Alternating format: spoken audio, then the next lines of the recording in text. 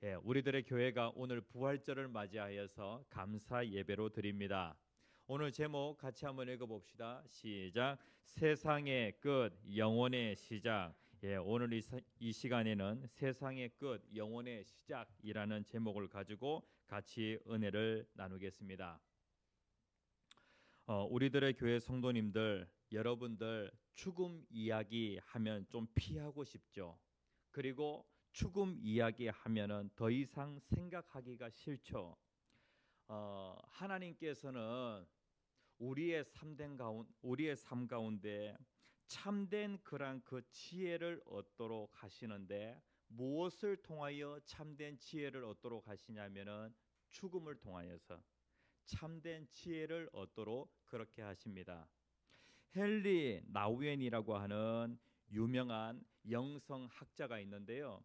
이 사람이 이렇게 얘기를 합니다. 죽음은 가장 큰 선물이다라고 그렇게 얘기를 했어요. 그가 왜 죽음을 하나님의 가장 큰 선물이라고 얘기했냐면요. 우리는 지금의 삶을 우리가 가진 전부로 여기며 살 수 있으며, 죽음은 터무니없는 것이기 때문에 아예 이야기하지 않는 편이 낫다고 생각하면서 살아가고 있다는 거예요. 사람들마다 보면은 이 세상이 전부다라고 그렇게 생각하면서 살아가요. 그러니까 어떤 이야기를 하기 싫으냐면은 죽음 이야기가 하기 싫은 거예요.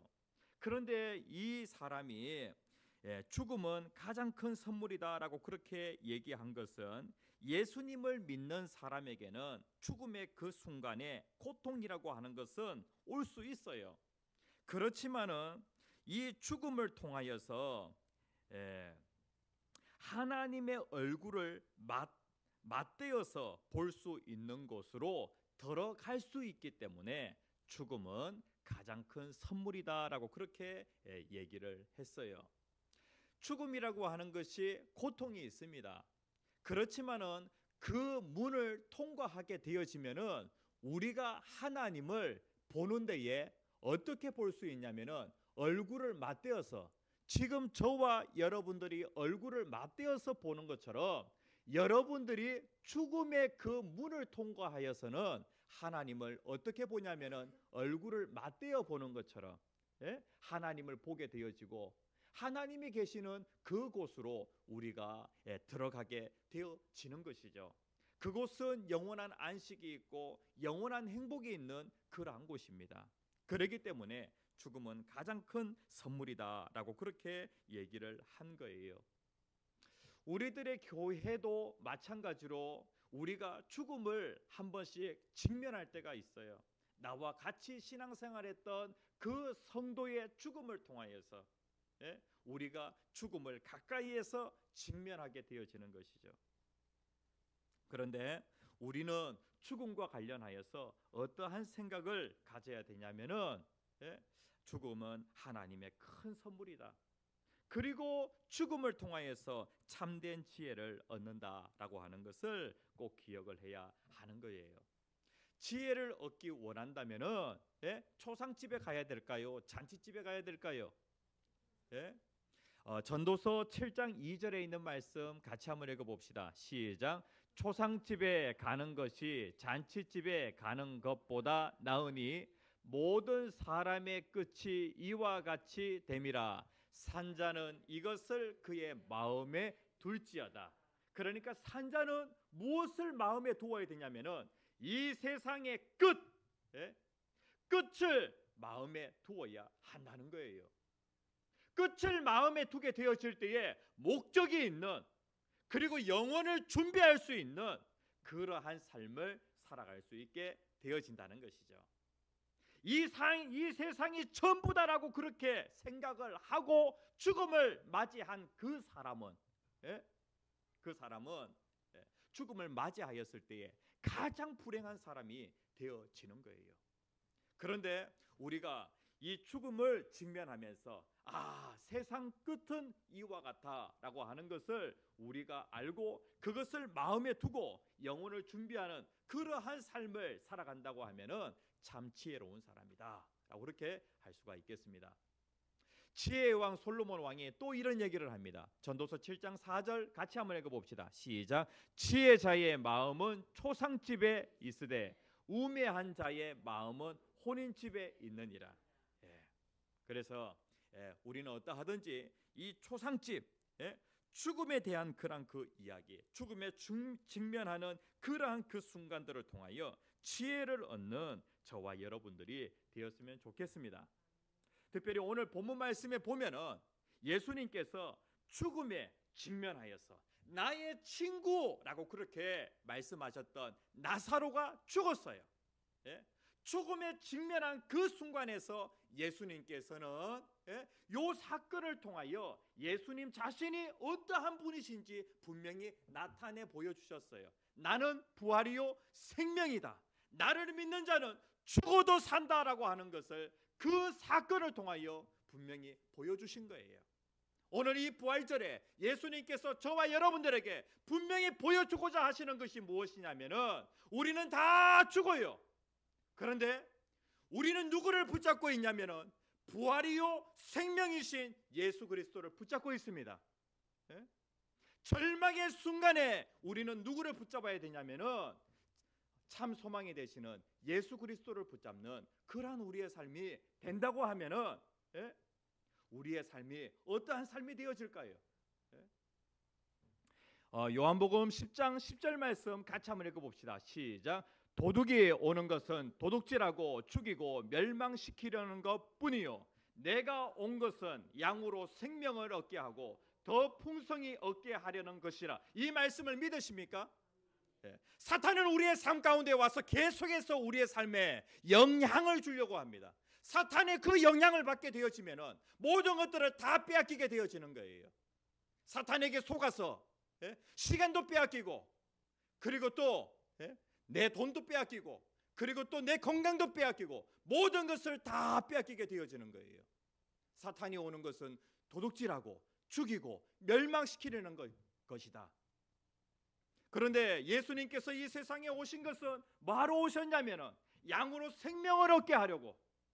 이 생명은 어떤 생명이냐면은 영원히 사는 생명이에요. 그 생명을 줄 수 있는 분은 예수 그리스도밖에 없습니다. 그 생명을 주시려고 예수님이 이 땅에 오신 것이죠. 그리고 예수님은 우리의 삶 가운데 진정한 풍성한 삶을 주실 수 있는 그러한 분이세요. 예수를 붙잡아야 돼요.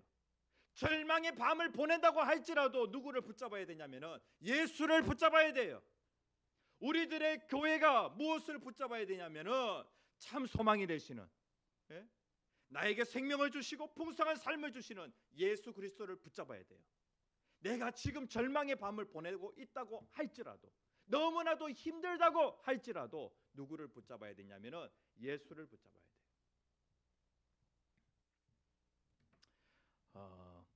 예수님께서 어느 집에 방문하시냐면은 병든 나사로의 그 집에 예수님이 방문하십니다.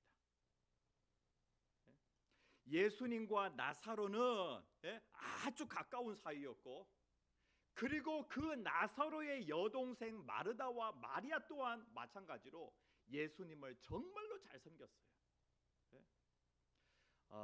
이 여동생들이 오빠가 누워 있으니까, 병들어 누워 있으니까 이제는 붙잡을 수 있는 분이 누구밖에 없냐면은 예수밖에 없는 거예요. 그래서 예수님께 도움을 요청하게 되어집니다. 예수님 빨리 오셔서 우리 오빠 좀 살려주세요. 우리 오빠가 지금 병들어 죽어가고 있습니다. 예수님 빨리 와주세요라고 그렇게 요청을 하는데, 문제는 뭐냐 하면은 예수님이 빨리 안 가신다는 거예요. 내 생각에는 이 문제 때문에 내가 너무나도 힘이 드는데 예수님 빨리 이 문제를 해결해 주시면 좋겠는데 예수님이 빨리 해결해 주시지 않으신다는 거예요. 예수님이 이 세상에 오신 것은 생명을 얻게 하려고, 그리고 또 풍성한 삶을 얻게 하려고 예수님이 오셨는데 왜 예수님이 빨리 오시지 않냐? 예수님이 왜 지체하시느냐? 예수님이 언제 오세요? 예수님 언제 오세요? 이 나사로 집에 언제 오세요? 병 들었을 때 오세요? 죽고 나서 오십니다. 이 동생들을 보게 될 때에, 예? 이 동생들을 보게 될 때 이 동생들은 참 믿음이 좋은 사람입니다. 믿음이 일반 사람들과 비교해서 믿음이 좋은 사람이지만은 이 동생들에게도 믿음의 한계라고 하는 것이 있었다는 거예요. 예? 황 목사에게도, 예? 황 목사, 예? 일반 사람들과 비교해서는 믿음이 좋죠. 그런데 이 믿음은 조금 더 자라가야 되는데 믿음의 한계라고 하는 것이 있다는 거예요.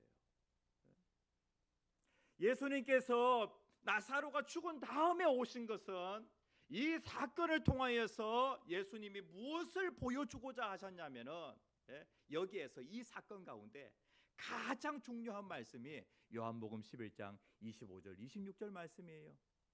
예수께서 이르시되 나는 부활이요 생명이니 나를 믿는 자는 죽어도 살겠고, 무릇 살아서 믿는 자는 영원히 죽지 아니하리니 이것을 네가 믿느냐.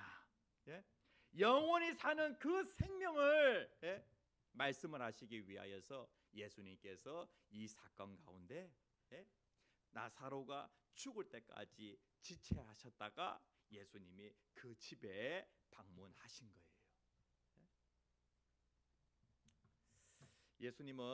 예수님 자신도 죽어요, 안 죽어요? 예수님 자신도 죽습니다. 하나님이 어떻게 죽으실 수 있느냐? 그런데 예수님 자신은 자기 자신이 죽으실 것에 대해서 아셨어요. 근데 참 이게 재밌는 것은 무엇이냐면은 예수님께서 죽은 나사로 살리셨잖아요. 그렇죠? 그런데 그 죽은 나사로를 살리시는 그런 그 능력을 가지고 계시는 그 예수님이 본인이 죽으신다는 거예요. 되게 신기하죠. 아이러니죠. 그런데 예수님은 죽음을 다 아심에도 불구하고 예수님은 그 죽음을 선택하셔서 기어코 그 길을 가십니다. 왜냐하면은 죽음을 통하여서 하나님의 영광이 나타나기 때문에, 죽어야 많은 열매를 맺을 수 있기 때문에 예수님께서는 죽음의 그 길을 걸어가신 것이죠. 계속해서 예수님은 제자들에게 내가 죽는다, 그리고 죽고 3일 만에 다시 살아난다라고 하는 것을 제자들에게 계속해서 말씀합니다. 그러니까 죽음이 세상의 끝이 아니라 죽음이 영혼의 시작이기 때문에, 그것을 아셨기 때문에 예수님은 죽음을 하나님의 선물, 하나님의 축복으로 생각하고 그 죽음의 그 문을 예수님이 들어가신 거예요. 죽어야 더 영광스럽게 되시기 때문에. 요한복음 12장 24절 말씀에 보면 예수께서 대답하여 이르시되 인자가 영광을 얻을 때가 왔도다. 그러니까 우리가 요한복음 11장 봤잖아요.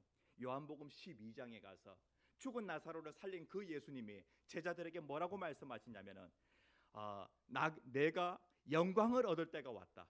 예수님이 영광을 얻을 때가 언제냐면은 바로 예수님은 무엇을 바라보시고 이 말씀을 하셨냐면은 자신이 십자가에서 죽으시는 그것을 바라보시고 인자가 영광을 얻을 때가 왔다라고 그렇게 말씀을 하신 거예요. 24절은 우리가 잘 아는 말씀인데 같이 한번 읽어봅시다. 시작. 내가 진실로 너희에게 이르노니 한 알의 밀이 땅에 떨어져 죽지 아니하면 한 알 그대로 있고 죽으면 많은 열매를 맺느니라.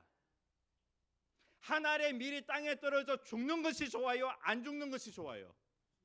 죽는 것이 좋아요. 죽어야 많은 열매를 맺을 수가 있어요. 예수가 이 땅에 와서 호의호식하면서 궁궐에서 그냥 잘 먹고 잘 사는 것, 그것이 영광이 아니라 예수가 죽는 것이 영광이고, 그리고 또 예수가 죽어야 많은 열매를 맺을 수 있다라고 하는 것을 예수님 자신이 아셨다는 거예요. 죽음은 절대로 변한 끝이 아닙니다. 죽음은 새로운 시작입니다. 죽음은 부활의 영광으로 들어가는 문이 됩니다. 예수님은 이렇게 생각하셨어요. 우리 또한 마찬가지로 이렇게 생각을 해야 하는 거예요.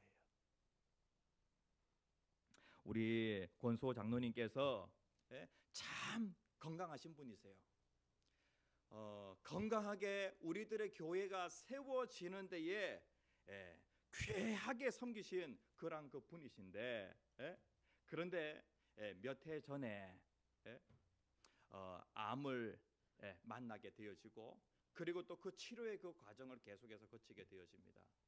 그리고 작년 한 해 동안에 계속해서 항암 치료를 받으셨어요. 그리고 이제는 더 이상 의사가 더 이상 항암 치료를 하면 안 됩니다. 그렇게 말씀을 하시는 것이죠.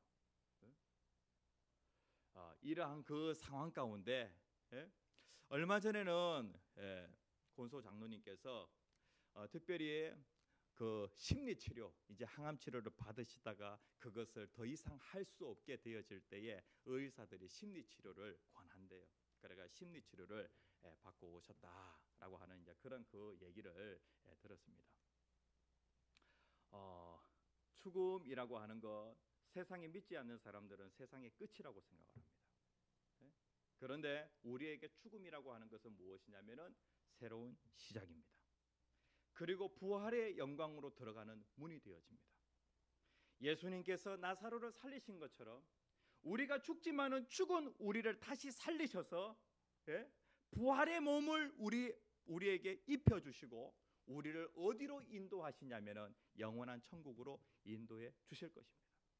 이 땅에 살고 있는 아직 죽음을 맞이하지 않은 우리들에게 이것을 보여주시기 위하여서 나사로를 살리신 것이죠.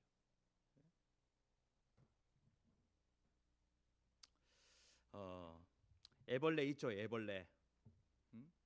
애벌레가 같이 한번 읽어봅시다. 시작. 애벌레가 세상의 끝이라고 생각하는 때가 나비에게는 세상의 시작이다. 이런 말이 있어요. 애벌레가 야, 이제 나는 끝이다라고 하는 그 때가 바로 나비에게는 세상의 시작이 되어집니다.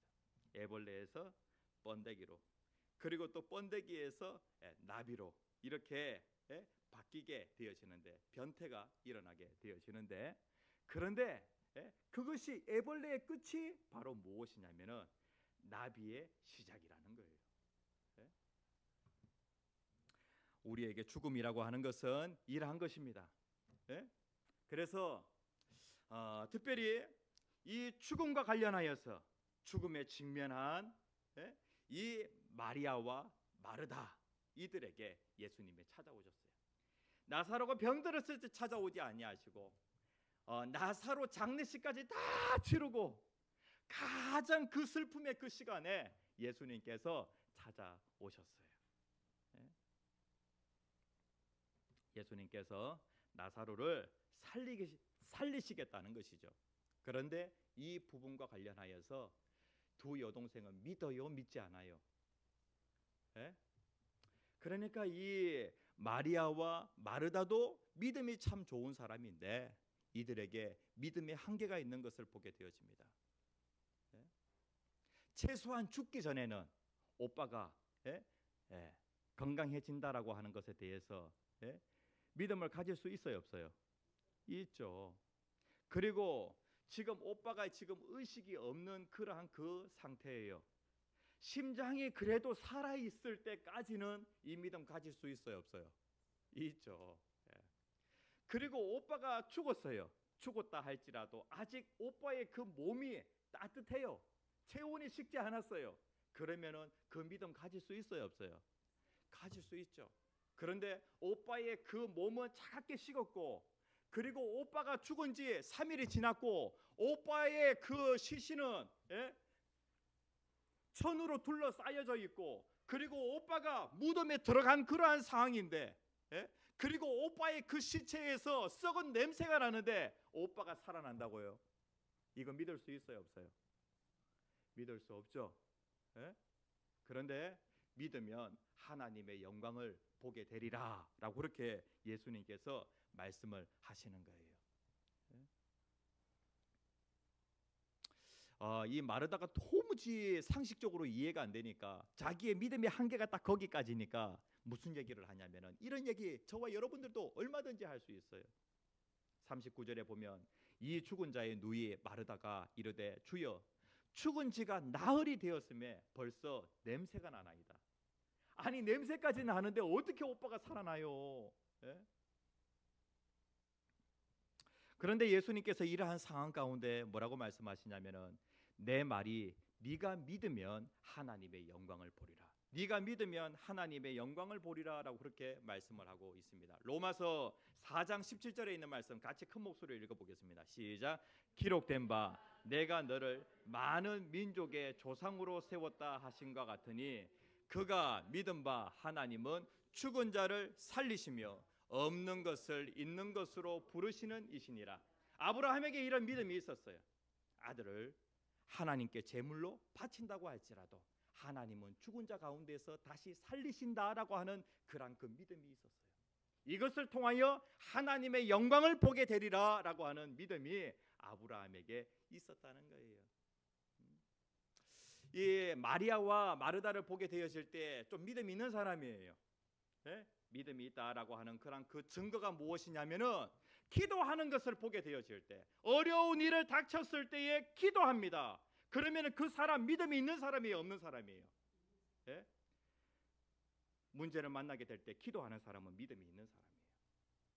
3절 말씀에 보면 오빠가 병들었을 때에 주여 보시옵소서, 사랑하는 자가 병들었나이다, 주여 보시옵소서, 주여 우리 가정을 보시옵소서, 주여 이 직장을 보시옵소서, 주여 제 몸을 보시옵소서, 이렇게 하나님 앞에 부르짖으면은 그 사람 믿음이 있다는 거예요, 없다는 거예요? 있다는 거죠. 하나님은 기도를 통하여 역사하십니다. 그런데 마리아와 마르다가 이렇게 주님을 부르짖는 것을 보게 되어질 때에 믿음이 있다는 증거예요. 나사로가 죽었어요. 그런데 예수님께서 죽은 다음에 이 가정에 찾아오셨습니다. 그리고 예수님이 어디로 향하시냐면 나사로가 묻혀있는 그 무덤을 향하시는 거예요. 그 당시에 무덤은 어떤 형식으로 생겼냐면 굴에다가 시체를 집어넣습니다. 그리고 이제 돌로 그 입구를 막아놓아요. 그런데 예수님이 뭐라고 명령하시냐면 돌을 옮겨 놓으라라고 그렇게 명령을 하시는 거예요. 여동생이 돌을 옮깁니까, 안 옮깁니까? 돌을 옮겨요. 믿음이 있어요, 없어요? 그거 이해하기 정말로 어렵잖아요. 그런데 이해가 안 돼도 예수님께서 옮겨 놓으라 라고 그렇게 명령을 하시니까, 예수님은 죽은 자를 살리실 수 있는 능력이 있어요. 그리고 돌 옮기는 것은 그 여자들이 할 수 있어요, 없어요? 할 수 있어요. 할 수 있기 때문에 예수님께서 옮겨 놓으라라고 그렇게 말씀을 했어요. 그거는 사람이 할 수 있는 일이에요, 돌을 옮기는 일은. 마리아 마르다가 힘이 없으면은 주변에 있는 사람의 도움을 받아가지고 옮겼겠죠. 이거는 사람이 할 수 있는 일이에요. 살리는 일은 사람이 할 수 없지만은 그러나 옮기는 일은 할 수 있어요. 순종했어요. 믿음이 있다는 증거예요. 그런데 순종을 했더니 믿음이 어떻게 돼요? 더 강해지는 것을 보게 되어집니다. 우리들의 교회 성도님들, 아브라함이 이해가 안 돼도 순종했어요. 순종하니까 믿음이 더 강해지는 거예요. 하나님이 아브라함을 인도해 주시는 거예요. 어려운 일 당할 때에 우리들의 교회 성도님들, 죽을 것 같을 때에 어떠하든지 기도하십시오. 기도하면은 그 사람은 믿음이 있다는 거예요. 그리고 또 그때 주님께서 나에게 주시는 말씀이 있는데 그 말씀에 불순종하지 말고 말씀에 순종하세요. 순종하면은 기적이 일어나게 되어집니다. 이해가 안 돼도 순종하면은 어떻게 되어지냐면은 그 사건을 통하여서 믿음이 더욱더 강해지게 되어지는 거예요. 오늘 시간이 없어서 이 얘기는 하기가 좀 그런데요.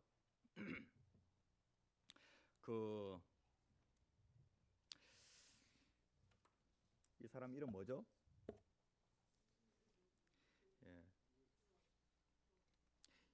이 사람 이름 한번 들어봤습니까? 위글 스워스라고 하는 사람이 있는데, 이 사람, 하나님이 이 사람을 통하여서 많은 기적을 행하셨어요. 그런데 이 사람에게는 믿음이라고 하는 것에 한계가 없었던 것 같아요. 대단한 믿음을 가지고 있었어요. 어떤 한 가정에 갔는데 목사님이 의족, 그러니까 두 발이 없는 거예요. 그래가지고 의족을 끼고 있어요. 지금 의족은 그래도 사람의 그 발 형태를 가지고 있는데 옛날 그 의족은 그냥 너무나도 투박하게 생겼어요. 그런데 너무나도 이 위글 스워스가 너무 마음이 아파가지고 그 목사님을 향하여서 목사님 내일 구두가게 가서 신발을 맞추세요 라고 그렇게 얘기를 했어요. 그러니까 그 목사님이 그냥 피식 웃어버리는 거예요. 농담. 예? 이렇게 생각을 한 것이죠. 그런데 그날 밤에 하나님께서 그 목사님에게 찾아오셨어요. 나의 종의 말을 들어라 라고 그렇게 하나님께서 말씀을 하시는 거예요. 이렇게 되어지니까 목사님이 그 다음날 구두가게에 갔어요. 믿어지지는 않지만은 그 말씀에 그대로 순종을 했어요. 그래 구두가게에 가서 신발은요 265로 주세요.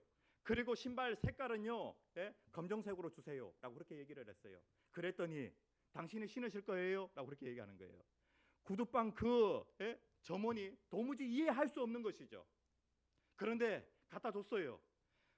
그래가지고 준 그 구두를 갖다가 딱 265짜리 그 구두를 딱 신었어요. 신었더니 무슨 일이 벌어지냐면은